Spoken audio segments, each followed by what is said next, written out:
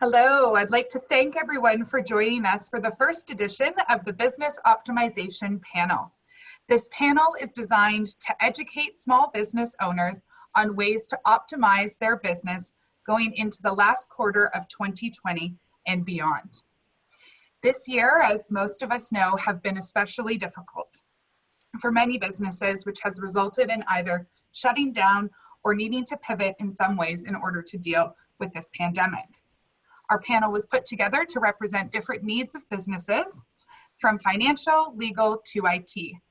Joining us today, we have John Ferguson from John Ferguson PLC, Tim Singleton from Strive Technology Consulting, John Bacon from PayThrive, and Matt Nagy from Schooley Mitchell. I'd like to take a brief moment now to introduce our panelists, each individually.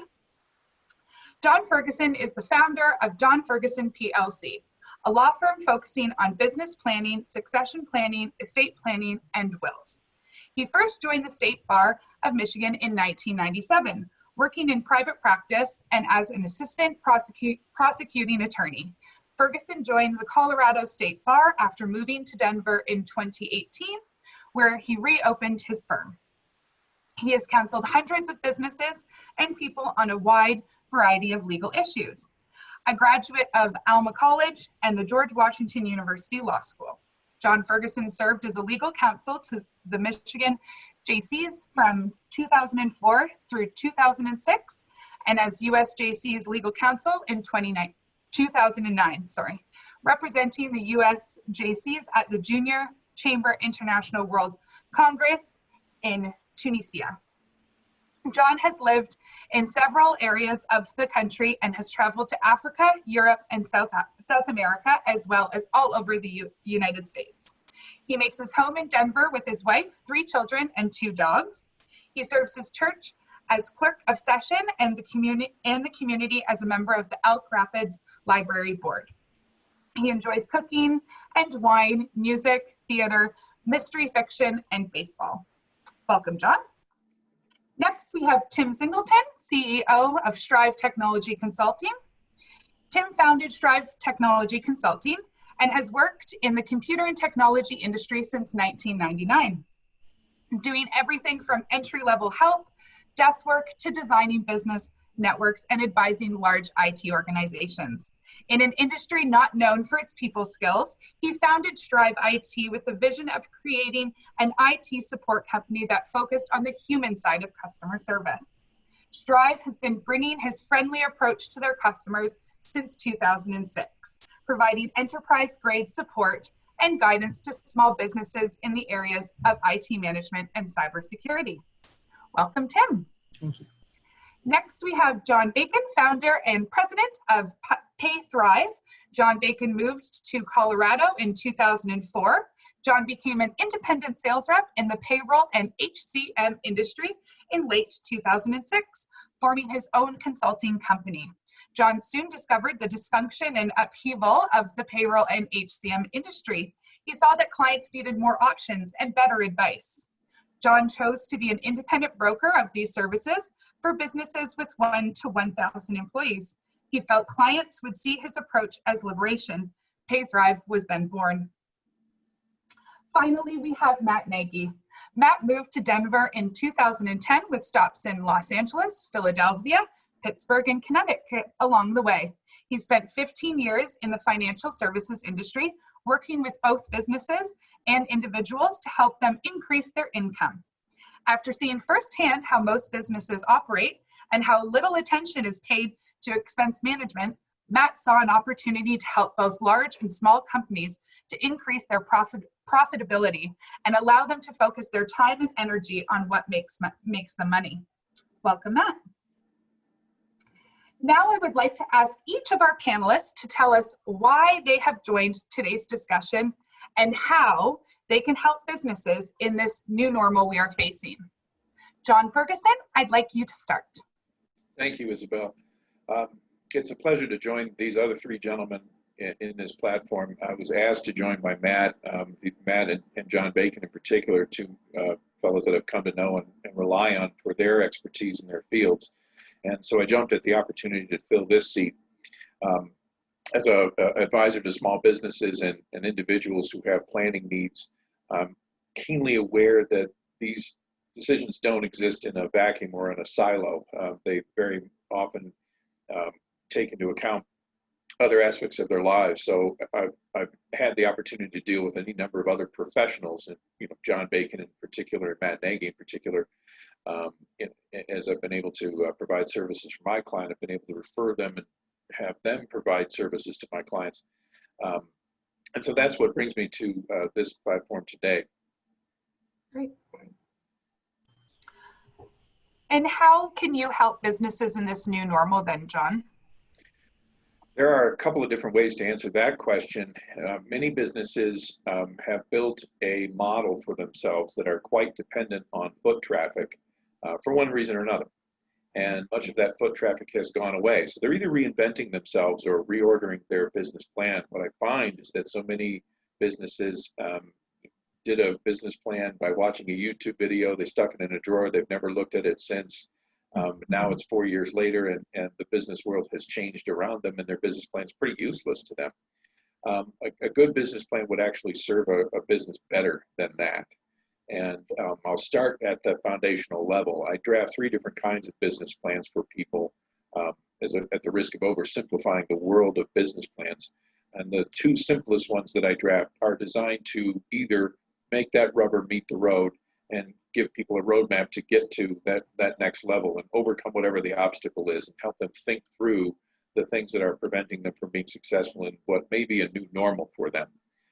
The other one is a worksheet, simple one-page glance that they should be looking at least monthly as a way to make sure that they're relying on the things that made them successful in the first place.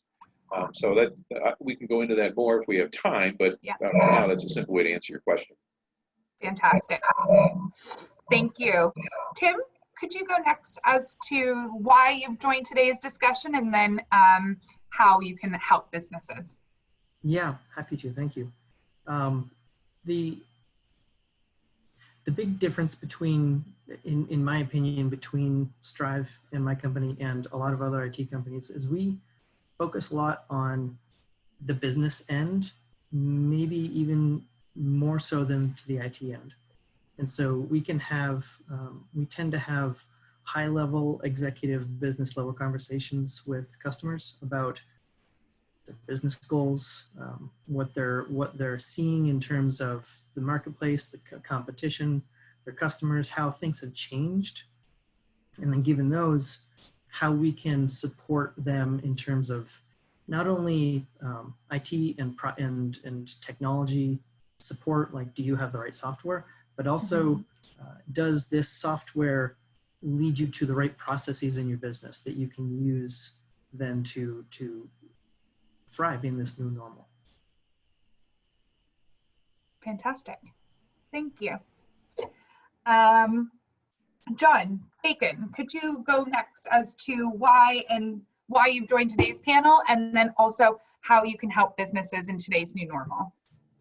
Thank you so much. Yeah, it's a pleasure to be on this panel, and I know all of these guys, and I respect them all for their expertise, and I feel indebted to help small businesses because small businesses have been what has propelled me in my career, clients I work with. And so with the year that we've had with 2020 and the challenging year it's been, I feel indebted to try and offer some strategies from my point of view, my expertise, my individual silo that small business owners may be able to take away and apply to their business and have a better end of year and a better 2020.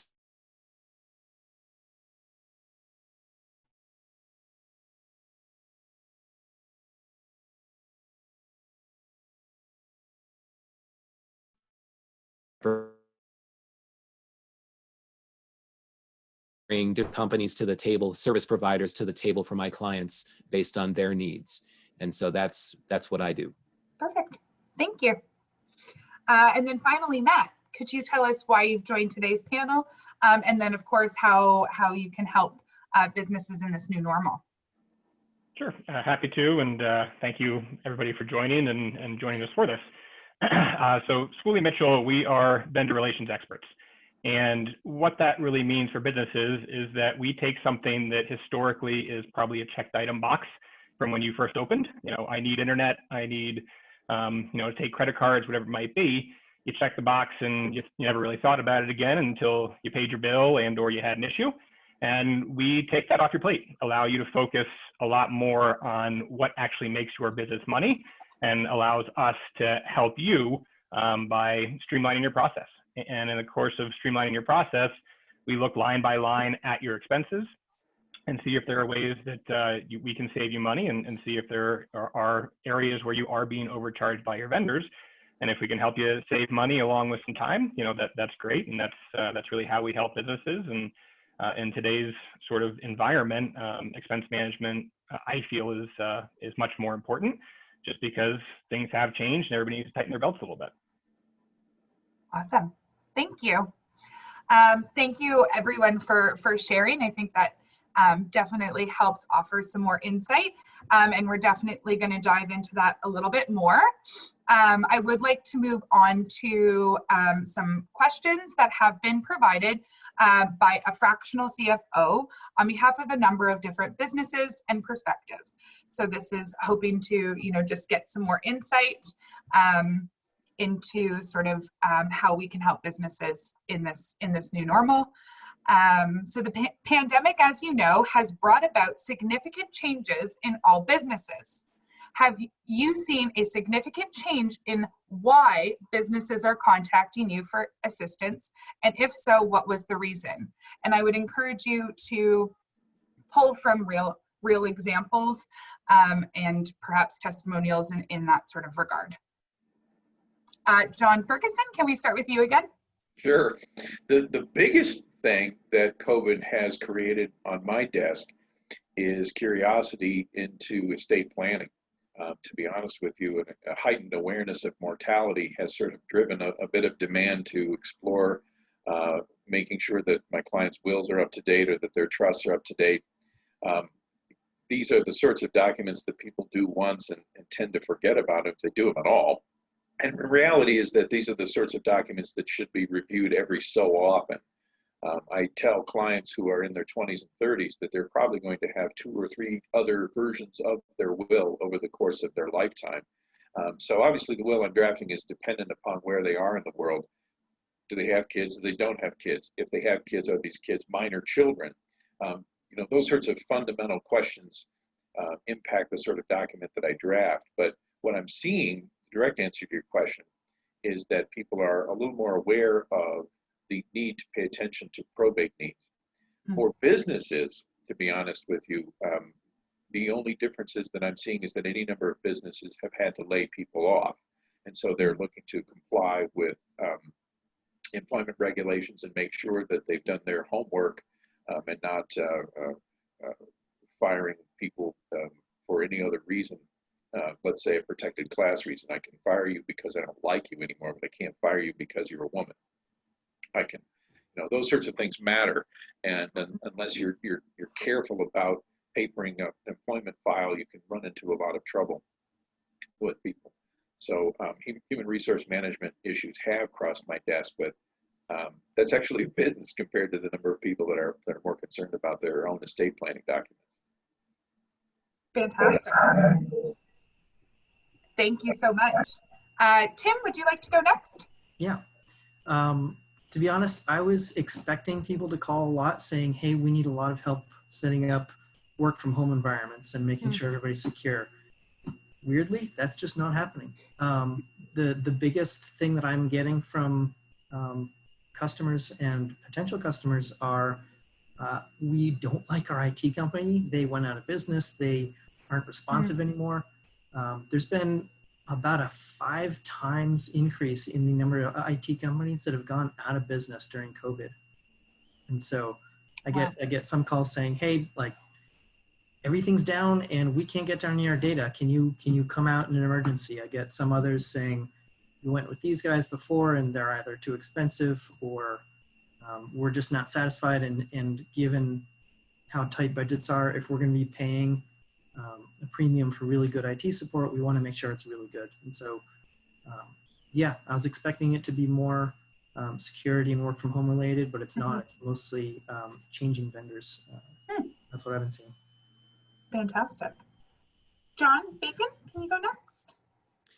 Yeah, happy to. So Thank you. I think this year I've seen, kind of dovetailing off what Tim said, I've seen it's been a year of kind of discovering the quality of your vendors, the partnership level of your vendors, where some companies, you know, from my perspective, companies got a real quick education on, is my vendor in it with me? Are they helping me? You know, several months ago, seems like a year ago, you know, getting the initial round of PPP funding before the window is closed.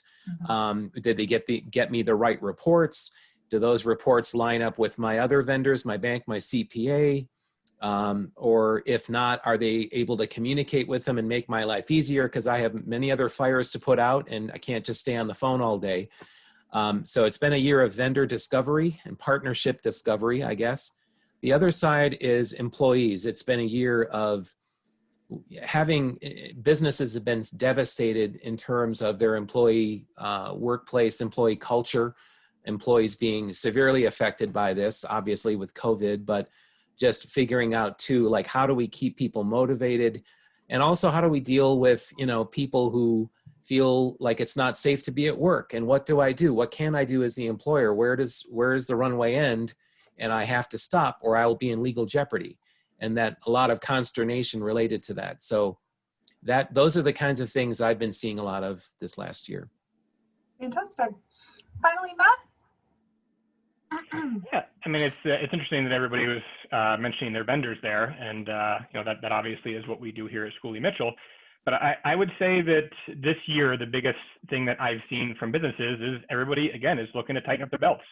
You know, businesses have had to change, some of them, but most businesses have had to deal with a bit of a slowdown in their income, especially small businesses. And one of the biggest things that we're seeing is if you're having an issue bringing in the income necessary to, you know, keep your business as profitable as it is, they're looking for ways to save money. And really that's how we can help. You know, most businesses don't really look line by line at their expenses. They probably have most of their bills on auto pay and don't really pay much attention to them. They just look at them as a necessary evil for the, you know, the actual business they do. So what I've heard from a lot of businesses is, you know, once they understand that we can help save them money, they want to learn how. And once they learn how, and you know, we're not looking to move them to vendors, we're not looking to make any changes necessarily. We're just looking to help them save some money. It's become a great referral source for me, and I imagine other Schooley Mitchell reps in both US and Canada. Fantastic, thank you. This next question, I love a good segue, so this is perfect. So we talked a little bit about how obviously businesses have had to cut back and make some shifts in, you know, their overall structure, which has obviously resulted in some loss. So how have your businesses changed your processes or pricing to accommodate these clients who are suffering from lack of business due to the pandemic? John Ferguson, can we start with you? Yes. I'm struggling to answer that. The short answer is that I haven't changed my prices at all. Okay. For one thing, the sort of work that I do for clients isn't necessarily dependent upon a good market or a bad market. Yeah, A lot of fantastic. work that I do is sort of market proof in that regard. I have taken advantage of some free time in my own schedule. When COVID first hit, I lost a number of appointments, and that's the way that goes. As people were skittish about what the market was doing, and certainly nobody wanted to be in the room with anybody in March and April. And I took advantage of that to beef up my own website and explore some marketing opportunities for myself. And to the extent that there's a lesson to be learned here is that there is no such thing as downtime. When I was washing dishes, my father's restaurant, somebody barked at me that if I had time to lean, I had time to clean. And there's more than a kernel of truth to that. The reality is that take advantage of those opportunities to, instead of saying, "Woe is me, really in trouble now, and clean out the attic. Do some things that you'd always wanted to do to either market yourself or network with people, and assess your product offerings. But I made the conscious decision, if anything, to reduce the scope of my practice, and focus on a narrower demographic of people rather than expand my product offerings or expand my target demographic. So I'm looking quickly for people who do not need what I consider to be a tax planning will, for example, what other people might call a simple will. They're hoping for an inexpensive price in a few pages, and I certainly can offer that. It's the people that need advanced tax planning where things get technical and get difficult. So I haven't necessarily targeted folks of that nature in an effort to, again, to meet the pent-up demand for it. Gee, I've been putting this off for years and I better do something right now. And that's paid off by degrees. So I may have been the wrong person to start with solely because I haven't figured out a financing system to help people who are struggling financially. No, I think that was a great start. Thank you, John. Tim, would you like to go next? Yeah, I'd like to thank John for taking all these questions first and letting the rest of us think. Similar to John, we actually haven't changed our pricing structure. Everybody still needs IT, and honestly, even more so now than ever before, because businesses are relying on their technology more than on their staff if they can do it, because they have to squeeze every dollar that they can. The way that we organize our business is not so much getting paid for problems when they come up. It's more of you hire us to just make sure the whole thing runs smoothly. And that's however many problems there aren't. So we're doing the same amount of work and the same amount of effort, and it's even more important in these COVID times. And so it's not really possible to drop prices. Yep. What we've done is worked with the companies on things like, let's push back replacing all these computers for an extra year and do a couple upgrades instead. Let's take this project that we were going to do and spend some extra money on and put it off until things are more stable. So yeah, not so much dropping pricing, but more of delaying and putting off some optional projects. Right. Thank you. John Bacon, did you want to go next? Yeah. So this last year, and my point of view again is that PayThrive is not the service provider, but we are the ones who bring the service provider, kind of the gatekeeper, and making sure we're bringing the right folks to the table.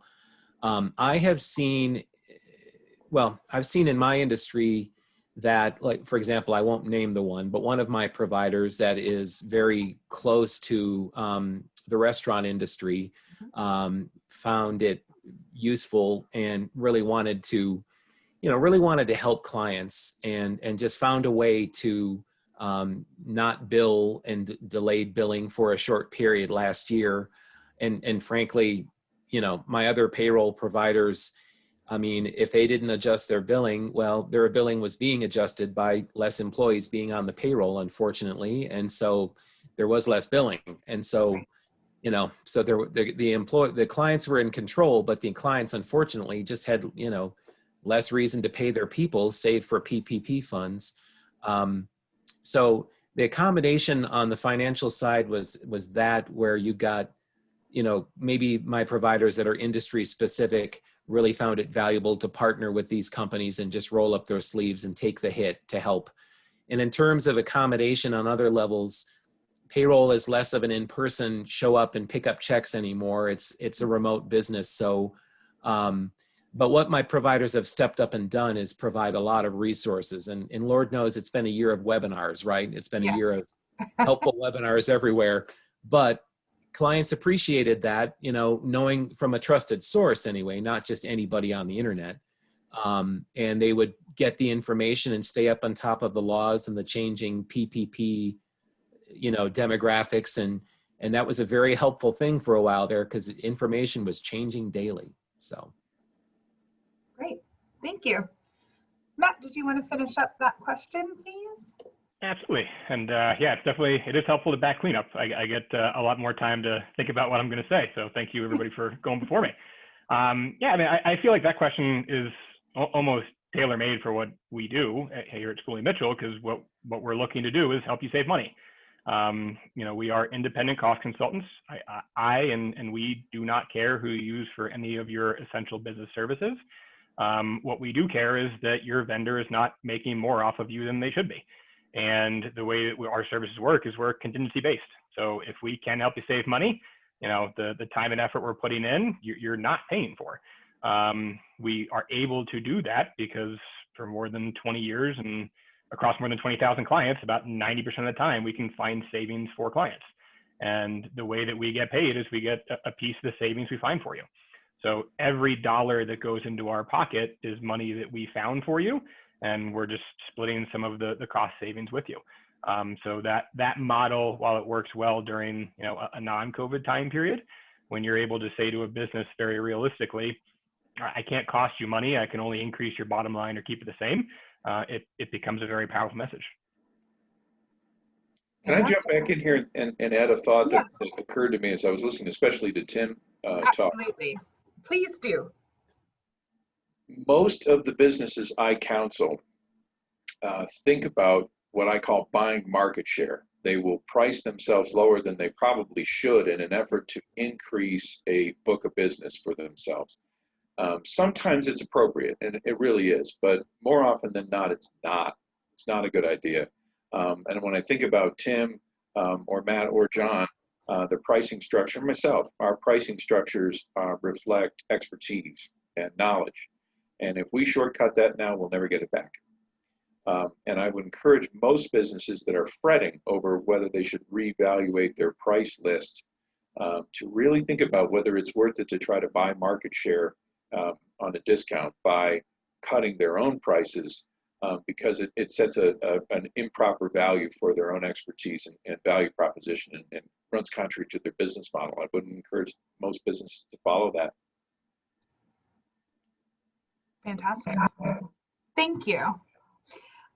So finally, our last question to approach for today is, as a fractional CFO for small businesses, my clients often need the services that each of you provide. I would like to take this time to ask each of you a specific question as it relates to your business. I'm going to switch it up and start with Tim. If I had a client that was in need of an IT professional, how would you determine which size business is a good fit for your company? For my company? Yes. Yeah, businesses for my company tend to be in the 10 to 50 employee range. Okay. Not as much concerned with market share or gross income, but companies smaller that we have a very sophisticated process that's almost unique in the market, and companies that are smaller than about 10 employees don't really require that level of support and professional guidance, honestly. And companies that are a whole lot larger than 50, 60, 70, at that point they can afford, and it's valuable for them to have their own full-time IT staff. So those are the professional businesses around 10 to 50 employees are our target. Thank you. Did you want to take a minute to speak to your process, just to give us a little bit more insight? Yeah, I'd love to. The standard way that most IT companies approach support is they put a couple tools on everybody's computer so they can get remote access. And then they say, when something breaks, call us and we'll come in and fix it. Mm-hmm. And I've found that that's not a great way to run an IT company. I found that if I can spend a whole lot of time behind the scenes learning from all of the problems that all my clients have, and then reviewing them and saying, hey, if I make these changes across the board for everybody, then I'm going to cut down all my calls by 10%. Right. And if I can cut down your IT problems by 10 or 20%, then that's downtime that you don't have to experience. And so that's the different kind of approach that we take. Fantastic. Thank you. Thank you. Next, I'll go with Matt. The pandemic has put quite a strain on cash flow and all businesses. What is the cost of your service and how much cash outlay is required upfront? And just speak to sort of the process again, similarly to how Tim did. Sure. So it's a pretty simple process, but also a very simple answer to your question. Your upfront cash outlay is nothing. Our services are 100% contingency based. If we cannot find you savings, you don't owe us any money. And again, the way that we're able to do that and do that confidently is we're confident we can find savings in one or multiple areas of your business. So the way that our process works is pretty simple. I mean, we have a fact-finding call where we're learning more about your business, how you work, really what your needs are, and potentially how we can help. And we specifically look in the areas of all manner of telecom, merchant services, so credit card processing, waste, e-signature, and small package shipping. And in each one of those areas, there really isn't a specific dollar amount or a specific pricing model that any company really follows. It's pretty easy to say, I ship a package and it costs X amount of money. But when you start shipping, larger quantities, it really doesn't add up the same way, because there is always some sort of, arbitrary discount or something to a pricing model. And what we do is we look line by line at every single item that you are paying for and see if there are ways to save you money. If there are, we come back to you and let you know how you can save money, whether it be with your current vendor or potentially other vendors. Again, we're not ever making anything more than a recommendation. You have the final say what you want to do. But if we can help you save money, we get half the savings and you get half the savings, and we work together for a couple of years. But the savings go on in perpetuity even after our relationship ends. So it's a really valuable service to most businesses because there is no upfront cash outlay. And again, we can only help you save money. Fantastic. Thank you. John Bacon, I generally do not provide payroll services to my clients, and therefore I want to refer them to the perfect provider. Could you speak to the process for determining the best provider for businesses who might need your services? Yeah. So with the PayThrive model, and the PayThrive model is tailor-made for that situation. And I created this model to allow referral partners and business owners to know that the person they were talking to had a lot less conflict of interest, if you will. I mean, not to say that what I would call a captive salesperson is an evil thing, not at all. It's just that they have essentially one product to sell. And so therefore, if you want other options, you're going to have to talk to 4 or 5 salespeople to get that level of view. And how much do you want your inbox and your voicemail to blow up? So to that end, it is an analysis of a company's needs. Obviously, small business moves fast. And so it could be a brief discussion, presenting some options in a quote, going over that with them, discussing the providers quoted, and then picking a provider. And then I would help them implement and get set up. And then I also set up tax accounts for clients too, as a side, so they can start from day one. Right. A mid-level company, more moving parts, that's going to be a deeper analysis. Then it's probably a situation of looking at technology, engaging the service providers, getting to know more about them. And the last thing in that process is probably the proposal or a quote, and then individual quotes, not all on one page like I do with small business. And in PEO situations are similar. It's a deeper dive, a more lengthy process, just for the standpoint of getting to know a provider, because the PEO is the deepest level of service I can offer. So a company wants to know who they're going to do business with, and I'm here to help facilitate. And again, be a gatekeeper. When they want to eliminate, kind of clear the field of a few providers, I'm the one who tells the providers that the bad news and tries to remove the clutter from the process for them. Thank you. And finally, John Ferguson. Many of my clients are the sole owners of their business, and often I'm asked to assist them in succession planning. What types of services would you be able to provide if I were to engage with you on behalf of my client? That's a great question. During the consultation, I'd want to understand what their goals are.